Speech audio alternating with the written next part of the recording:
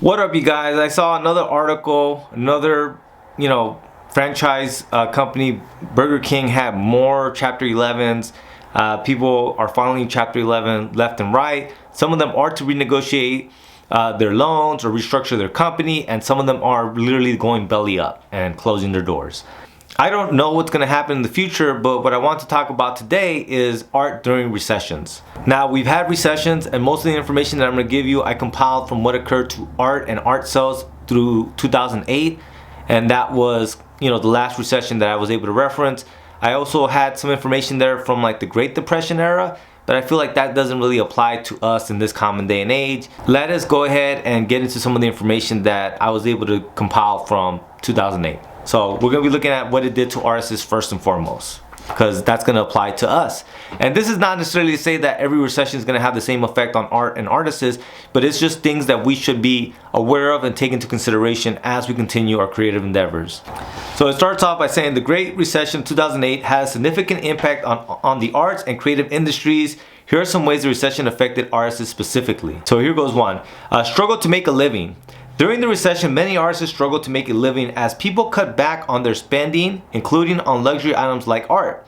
This led to decreased sales, which made it difficult for artists to earn an income. We might have less time to create our independent art as we struggle to have 1-2 jobs, or don't have the money we need to buy art supplies and to printing costs and all that good stuff.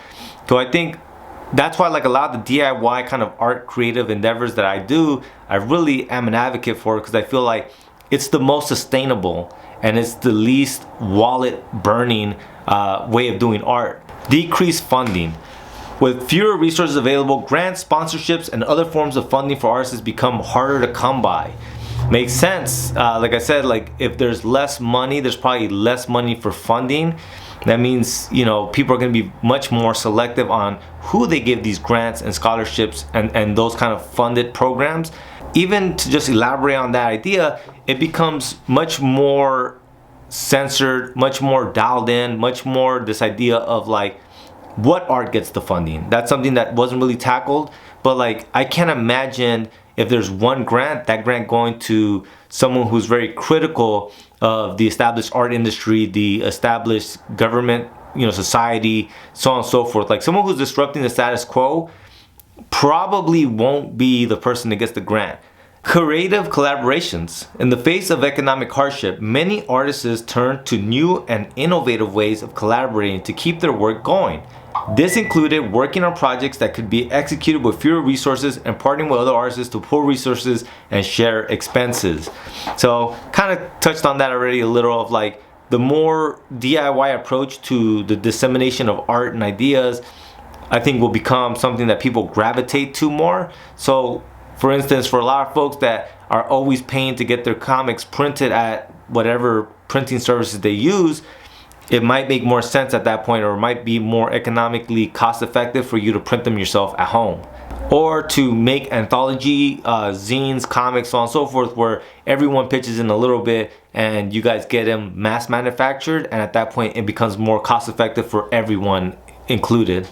Another one is shift in emphasis. Some artists shifted their focus during the recession to more socially conscious or politically charged subject matter, reflecting the economic and social landscape. And that's what I'm talking about of, like I was saying in the museum video a while back about like it kills me right now that there's creative people that I really do like their work who are very, very quiet and silent when it's coming to like, social topics, because art to me is a reflection of society, how it makes you feel, what it's making you think, and so on and so forth, right? There's so many layers to it, but it's rooted in your present being and the dreams that you have for the future. But those dreams that you have for the future are also rooted in what you probably don't like about the current situation.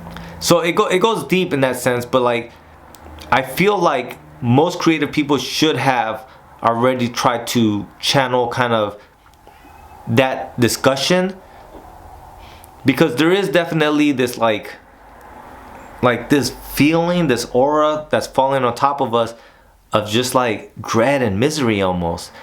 And it's crazy because like I understand, like, we want to still laugh and have a good time, but there is also that other side of it, of like, of this feeling that every time I talk to someone, they almost feel like we're almost to that dystopian Mad Max era. Another one, changes in the market. The recession led to a fundamental shift in the art market, with collectors and investors increasingly looking to purchase art as a financial asset rather than for aesthetic or cultural reasons. That's one of those things I think for most of us independent creative artists, we're not gonna have to deal with. I think this is more for, you know, speculators and art collectors who are purchasing art in the hope that it'll rise in value.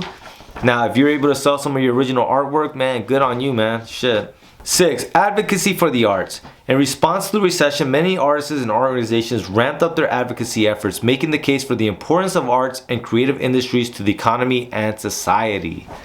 I mean, there's always going to be some of us out there telling people like art matters and kind of explaining why art matters. I always think about the V for Vendetta movie where he says, politicians use truth to tell lies, and creative people use lies to tell the truth. The way creative people look at the world is going to be different than just everyone else, and that's why it kind of matters. And art that really serves its purpose in society is going to get you to think outside the box, or get you to feel something outside the box, and it's going to get you to empathize with other perceptions. Once again, there's a lot of layers to art, and that's why art matters, and there are always going to be advocates for art and the creation of art. So those are the ways that the 2008 recession affected artists and some of the things that occurred in that moment. Now, if you don't know your history, you're doomed to repeat it. That's just something for us to keep in mind as we go into the next year and whatever may occur. This is the way that art is affected during recession. I'm just going to read them out because for the most part, the way it affects an artist is for the most part the way it affects art in the art industry. 1. Reduction in art sales. 2. Decreased funding for museums and galleries. 3. Reduced support for artists. 4. Lower prices for art. That means that people will be much less willing to spend $10 for a comic. It might be more feasible to try to get them to buy a comic for $2. And that goes back to my point of, that's why the DIY printing is so cost effective, because you could probably get away with selling it for $2. And at that point, you would still be able to get those sales in. Not so much though if you're getting these shipped out and made, and bound by a printing service. Your cost per unit goes way up, and you might not be able to make that cost effective for the readers. Once again, shift in subject matter, increase in public art. It says that sometimes what the cities end up doing to try to stimulate the economy is that they do start giving a lot of more like city projects, so like murals and things like that become part of that, and so then you might see more of that kind of art. And then 7, and I like this one personally, it says increase creativity. Despite the challenges, artists often turn inwards during tough times and find ways to create and innovate. As a result, recessions can give rise to new artistic movements and forms of expression. And that makes sense. And even then, I think people, when they're in a bad situation, can find art very empowering and liberating. So I don't doubt that a lot of the recessions also created many more artists, and that art was used as a coping mechanism for feeling sad or feeling defeated or feeling incapable of meeting the needs of that moment. That was something that was on my mind for a while, so I'm glad to be able to get it off my chest and talk to you guys about it. Besides that, you guys go ahead and like the video, subscribe to the channel, and share this sucker. Lates.